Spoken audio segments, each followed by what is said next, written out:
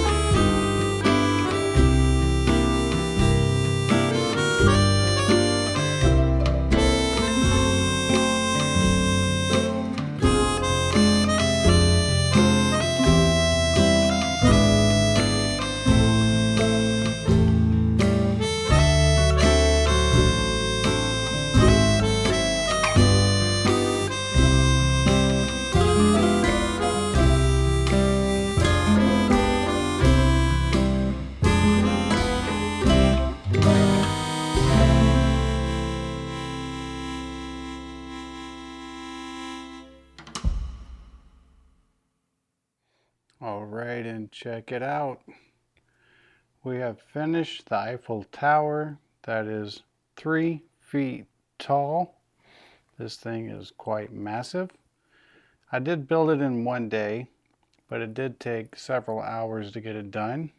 You can see that it's extremely detailed with all the handrails, the double layered trusses. You even have triple layers on the bottom down here.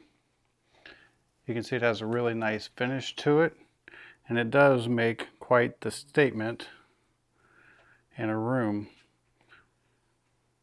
Very cool. It was not that challenging to put together. It was just time consuming having to punch out all these individual holes, but they fell out pretty easily. It wasn't much of a challenge to it. Like I said, it just took time and a little bit of patience, and you're going to end up with a really cool model like this one right here. So if you're into puzzles, especially 3D puzzles, this is going to be a great one to get. The instructions were very good. I had no issues with the instructions whatsoever.